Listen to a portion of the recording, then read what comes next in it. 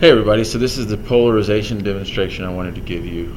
Um, right now the light that's entering the camera lens is coming from all the lights in the room, and the lights in the room are unpolarized. Remember, that means that light is vibrating in all different planes. Some of it is vibrating straight up and down, some of it's vibrating at an angle, some of it's going side to side. It's vibrating in all different planes. Well, many of you might have sunglasses that are polarized. These are from an old pair of mine, so here's you wearing sunglasses, right? So if we put one lens up, right now the light coming into the lens is polarized, and you can't really tell unless you're looking into water. Polarizing lenses are really useful for water and for driving because it cuts out a lot of the quote-unquote crap light that's vibrating in different planes, and it cuts it down to just one plane of vibration, makes it clearer.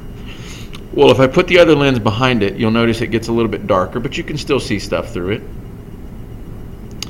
But now polarizing is really cool because what happens when we turn it is that all the light goes away. Isn't that cool? All I have to do is turn the lens and the light comes back.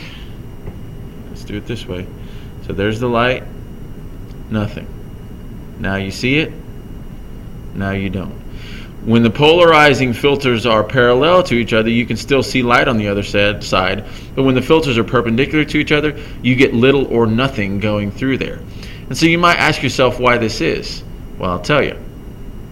So remember that light is a wave traveling like this. The polarization filter, remember, can be visualized as a series of vertical bars, quote unquote.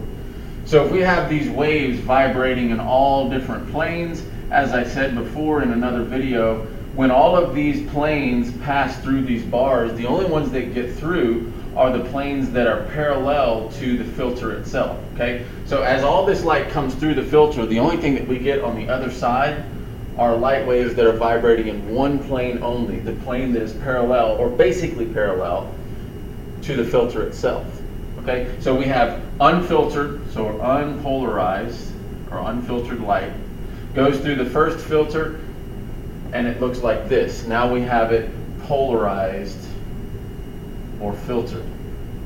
One plane of vibration only. But now what's cool is we can set up a second filter as we did in that one. If the second filter is parallel, all these will go through here just fine. It's a little bit darker on the other side because after all, it is designed to block out some light, but we can still see light.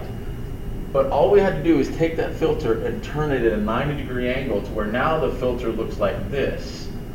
And now when this plane of vibration tries to go through here, nothing happens. No light can get through on the other side for the same reason why these planes didn't get through here. They're not vibrating parallel to the filter.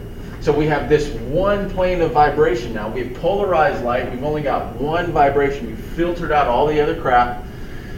And now this one, since it is not parallel to the filter, cannot get through, and we see basically nothing on the other side. If you see anything, it's very little. It's high energy frequency. You'll see some purple light maybe that has a high enough energy to get through and it's small enough, but we get nothing on the other side. All of this proves that light is a wave.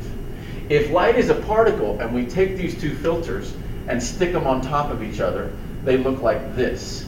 And there are physical spaces, like a tic-tac-toe board, there are physical spaces for light to go through if it's a particle. If it's a single particle, each particle can pass through here singly. But if it's vibrating in the form of a wave, that means it takes up a lot more space, quote unquote, and so the vibrations are going like this because it's vibrating in different places and sort of at the same time.